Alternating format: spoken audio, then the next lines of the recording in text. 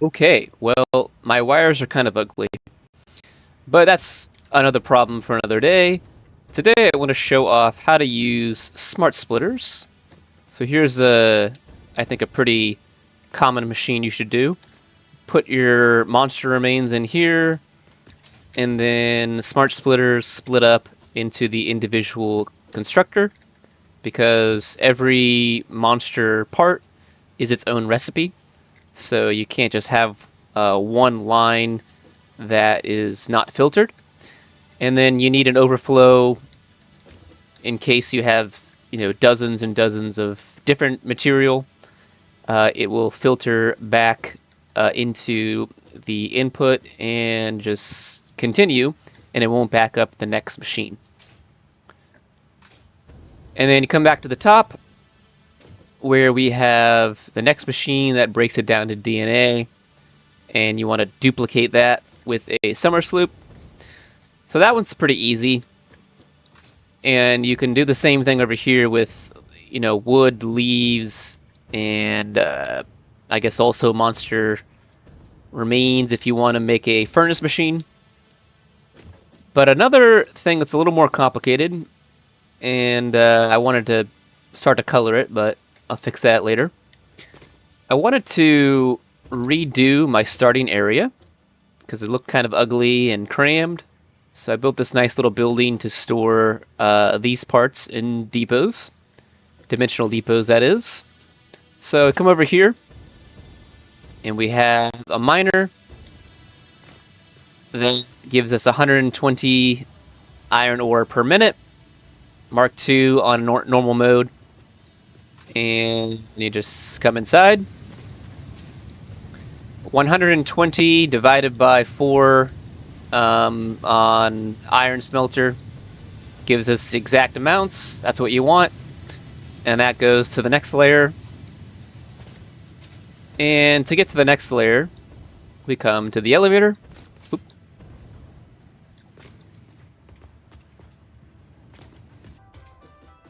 Just drink our coffee and go up.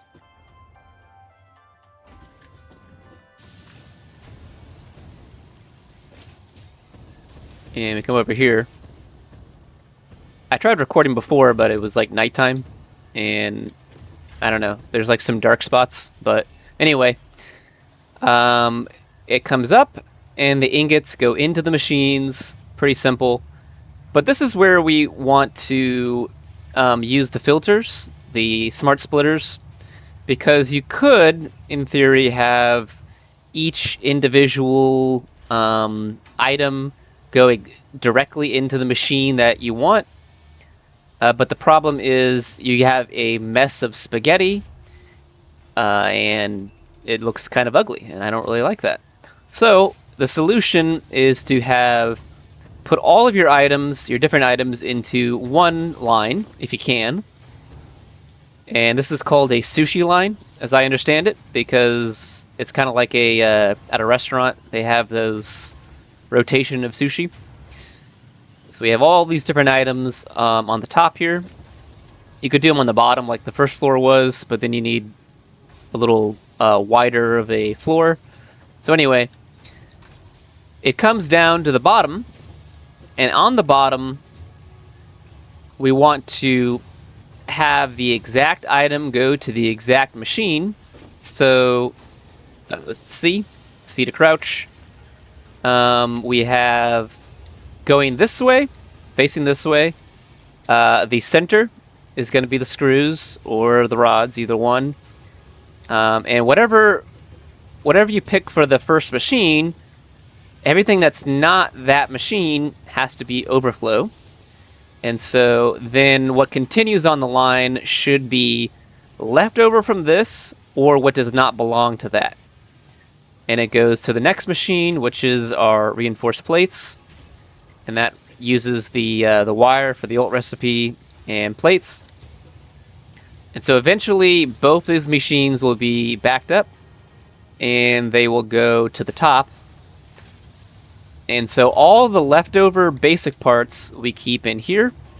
So you have to filter these machines again because let's say this one, I don't know, this is the wire.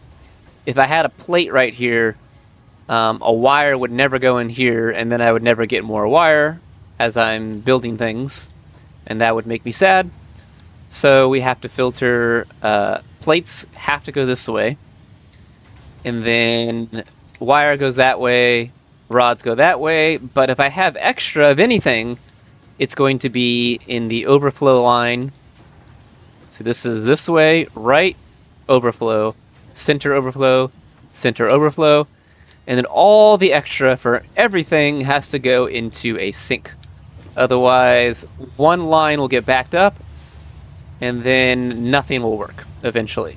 And then you'll be very sad and wonder, why did I waste all those hours? It's because you didn't include a sink.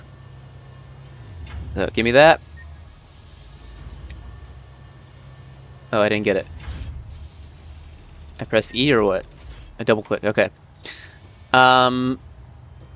Yeah, so you have to have a sink or some kind of final output. If you're working with fuel, you could put it into a furnace or something that you're going to be using constantly. You could put it into like a truck stop and then have a truck take it somewhere else. That'd be kind of slow. So the best option is to use a sink. And then for the assemblers, you have parts go in and you have parts go out. And then the parts that come out, your output, these are going to be combined, and then we're going to split them again so that the exact item goes to the exact... Oh, I have a mistake here. So that's why we do this, to double check. Awkward, but... So anyway, just forget that. The plate line is filled up, so then the rotor line should go directly in there. But if I had too many rotors, the rotors would go around the building and to the sink. And that's what you want. Because if I was using some of the plates and this was continuing to go, except I wasn't using rotors, the rotor line would just be backed up forever, and I would never get more plates, reinforced plates.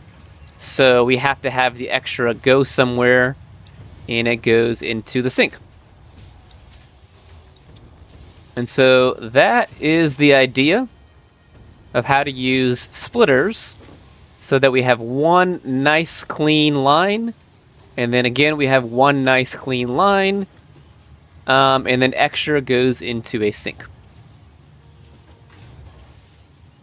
So I think a lot of people don't like to use like one line of different items. I noticed that. But this is fine for me, because it makes it very compact.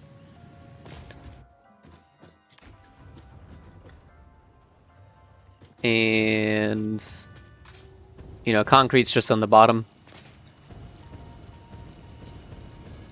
And here is just to show you that line on the outside that goes directly in there.